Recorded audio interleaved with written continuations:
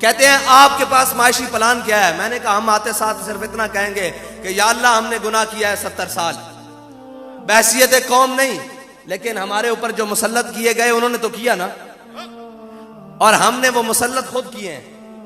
क्या कभी छोटी बुराई, कभी बड़ी बुराई, कभी फलां कभी बुला।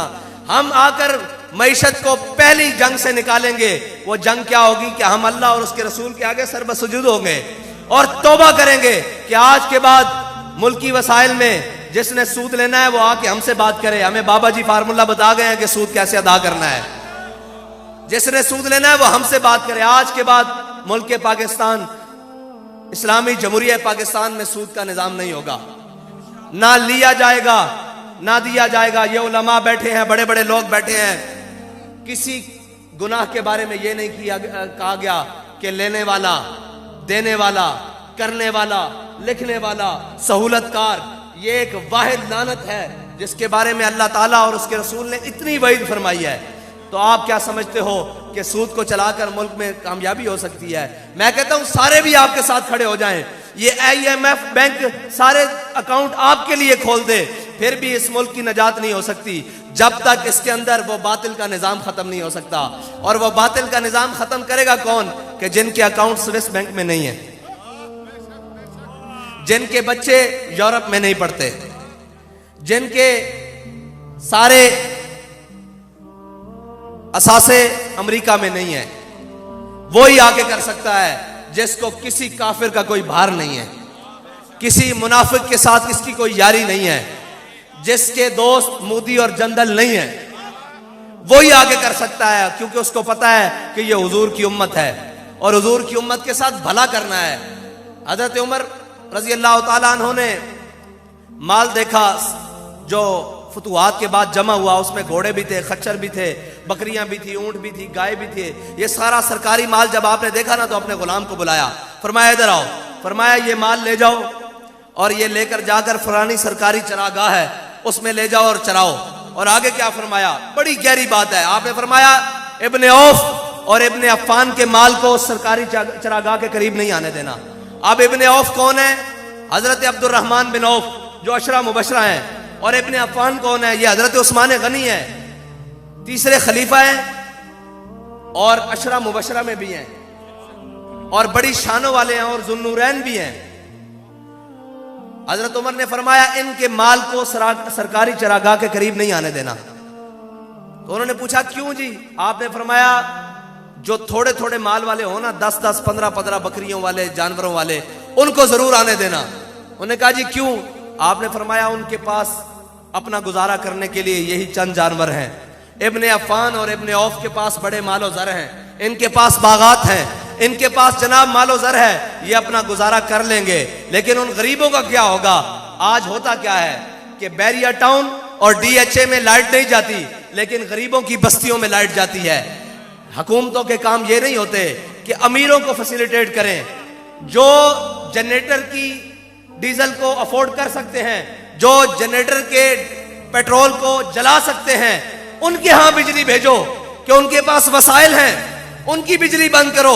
लेकिन जो गरीब बिल देने से तंग है उसकी बिजली भी बंद कर दोगे, वो बेचारा क्या करेगा?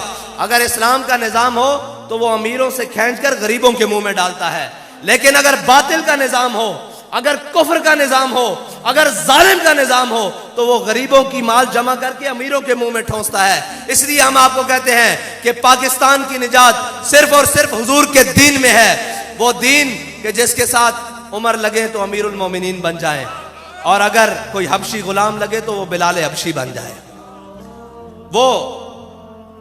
वो निजाम, हम हुजूर सईद आलम सल्लल्लाहु अलैहि वसल्लम के निजाम की बात करते हैं। और अल्लामा इकबाल ने कहा था अल हज़र आईने पैगंबर से 100 बार अल हज़र। ओ भाई बताता हूं जी, अल हज़र आईने पैगंबर से 100 बार अल हज़र। इनको हर चीज गवारा है, हर बात गवारा है, लेकिन डर है तो हुजूर के निजाम से डर है। वो निजाम हजरत फारूक आजम फतह बैतुल मुकद्दस के मौका पे गए तो आगे से आपके कमांडर और नायब कमांडर दोनों, चीफ ऑफ आर्मी स्टाफ और जनाब joint chief of army staff दोनों आ गए। एक हजरत अबू उबैदा बिन जर्राह रजी अल्लाह ताला अन्हु और एक हजरत खालिद बिन वलीद रजी अल्लाह ताला अन्हो। ठीक है, ये दोनों आगे से आ गए तो हजरत अबू उबैदा बिन जर्राह ने कहा, अमीरुल मोमिनीन, ये आपने कैसा कपड़े पहने हुए हैं? आगे यहूदियों और ईसाइयों के बड़े बड़े राहिब खड़े हैं, बड़े बड़े रुआसा खड़े हैं, बड़े बड़े जनाब ओहदों वाले खड़े हैं। वो क्या देखेंगे कि अमीरुल मोमिनीन किस हालत में है।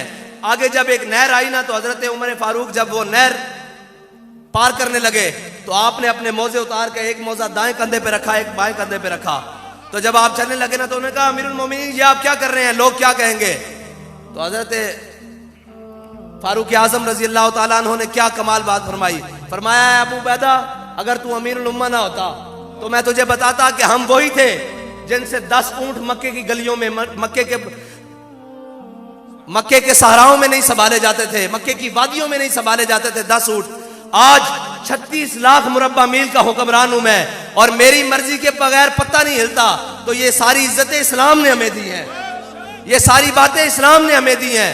जब हजरत फारूक आजम ने उनसे पूछा कि तुमने नए कपड़े कैसे पहन रखे हैं, तुम्हें तो इस्लाम ने इस बात की इजाजत नहीं दी। तो हजरत अबू उबैदा बिन जर्राह ने अपना गिरेबान खोल के दिखाया, हुजूर कपड़े नए नहीं हैं, नीचे वही रखे हुए हैं अपने, जो हमारी औकात है, जो हमारी रिवायात है, जो हमारी तहजीब है, जिस चीज ने हमें इज्जत दी है। हमने कपड़े नए नहीं पहने, ये तो सिर्फ उनको दिखाने के लिए पहने हैं। और ये इस्लाम है जिसकी बात हम करते हैं। लेकिन इस इस्लाम से तकलीफ है, यूरोप को भी तकलीफ है, और उनको भी तकलीफ है जो यूरोप की ऐनकें लगाकर इस्लाम का मुताला करते हैं, और उनको भी तकलीफ है। इस्लाम समझ नहीं आ सकता, इस्लाम इस तरह समझ नहीं आता। या अय्युहल्लज़ीना आमनू उदखुलू फिस्सिल्मि काफ़ा, पहले पूरे के पूरे तो दाखिल हो। निजाम तुम्हारा बातिल का हो, रोटी तुम्हारी जनाब सूद से हो, और निजाम तुम्हारा रिश्वत से चलता हो, और दिन रात बेहयाई के और फहाशी के अड्डे और चैनल्स ये खुले हुए हों, तो तुम क्या तवक्को रखते हो कि अल्लाह की रहमतें तुम्हारे साथ आएंगी? ये माशरा ठीक हो जाए।